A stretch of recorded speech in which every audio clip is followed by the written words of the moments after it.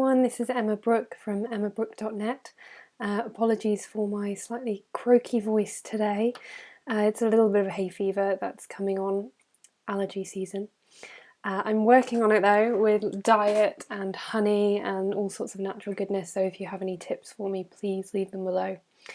So today I wanted to talk about specialness, and specialness as it relates to A Course in Miracles, but how it relates more importantly to us and to our relationships, because very often we make people special in our lives, and we make people special in a good sense and in a bad sense. And I wanted to explain a little bit about something that is quite controversial to a lot of people, and it confuses quite a lot of people. It really confused me when I first started learning about it, because we generally feel that making somebody special in our lives, like a loved one or a partner, is a good thing.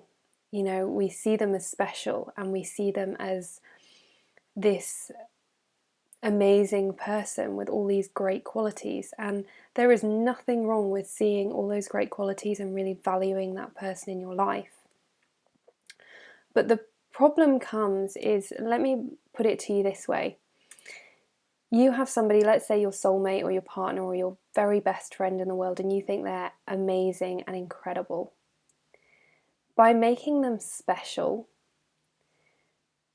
you're actually saying that they're separate from you in a way. You separate yourself from them because they're in some way this magical, mystical creature who can do no wrong.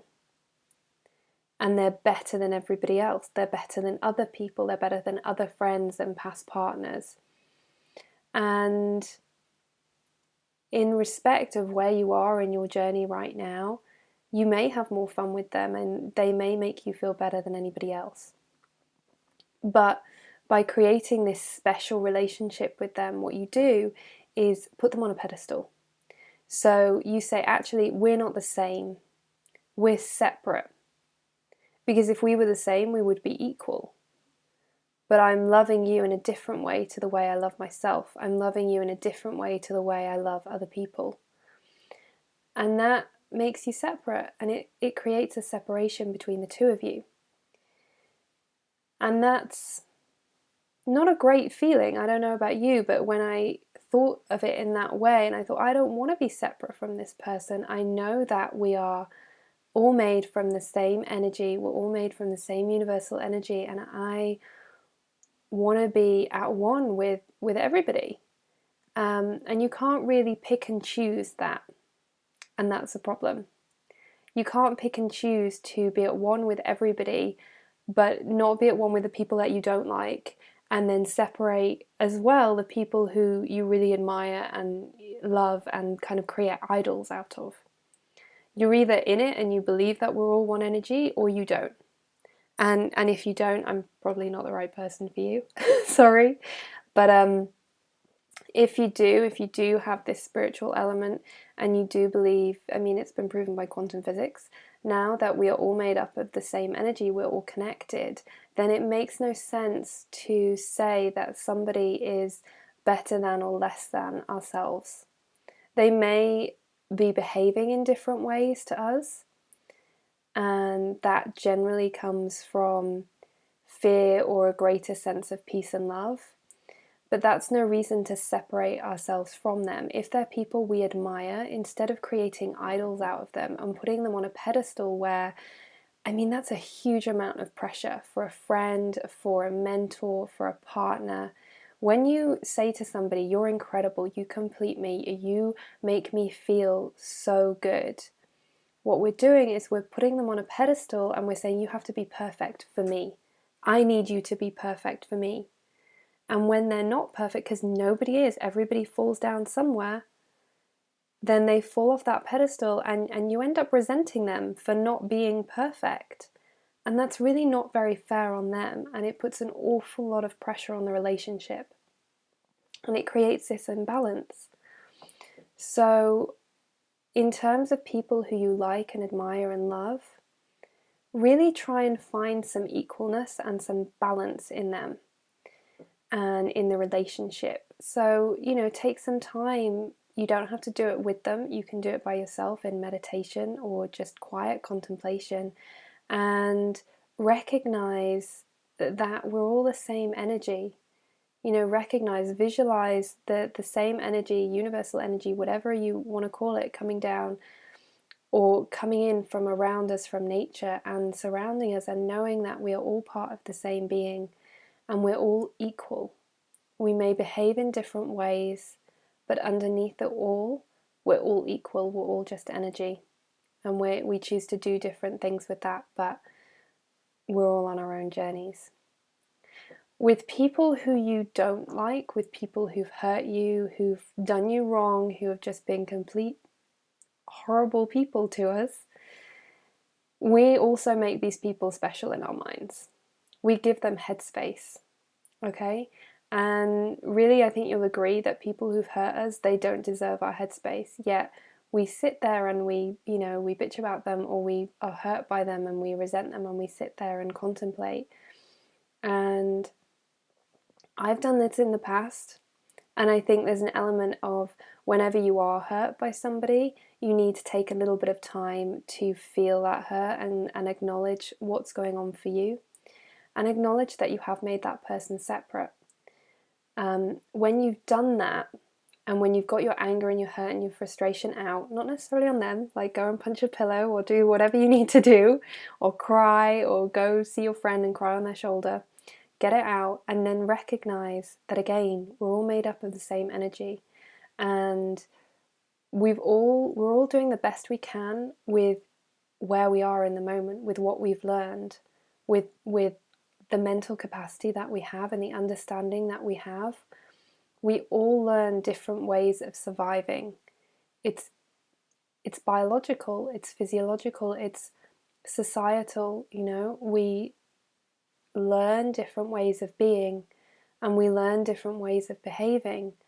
And some people learn really manipulative ways of behaving in order to survive, in order to protect themselves or feel a sense of love. Other people learn to be violent or hurt people as a way to seek control over their lives. Whilst we don't condone any of that behavior, because it's not nice and it's not loving and it hurts other people, there's a step that comes in of understanding that this doesn't mean that this person is born evil. They were born an innocent child and they learned this behavior somewhere along the way, and they're doing the best they can.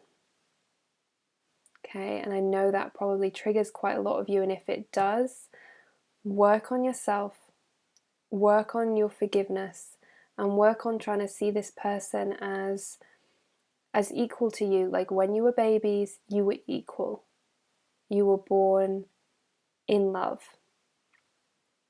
And everything else that's come along on top of that, that's circumstance. And you don't have to have that person in your life. You don't have to condone what they've done. And you can take whatever steps you need to take to ensure that you stay safe. But at the same time, work on your forgiveness and your compassion, and try to see them as not separate to you. Because when you separate somebody, you make them special in your mind. When you separate yourself from somebody, when you say, I'm so much better than that person, or I'm so much worse than that person in the previous instance, you make them separate. When you make them separate from you, you make them special. When you make them special, you give them this weird stance in your mind that's just not true.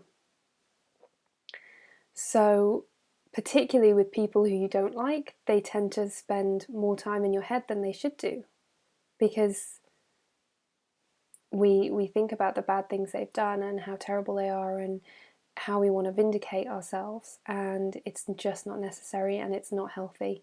And we can fill our hearts and our heads with love instead. And if we can't fill our hearts and head with love for them, that's cool. Fill our hearts and heads with love for us and other people, and slowly work on the forgiveness, because it will come. because the more we bury our difficult emotions, the more they fester and they turn into other stuff. So this is my advice for you. This is a little indication or explanation of the special relationships that A Course in Miracles speaks of. The more equal you can, or the more equality you can find with the people in your life, the more peaceful you will become and the more happier you will be in yourself, because you know that we're all one and we're not separate. So I would love to hear from you and hear some questions from you if you have questions, or how this has helped you. And I really hope it served you, and I look forward to hearing from you. You can email me at emma@emmabrooke.net, or look me up on Instagram, Twitter, Emma Brooke with zeros instead of O's. Thanks very much. Bye.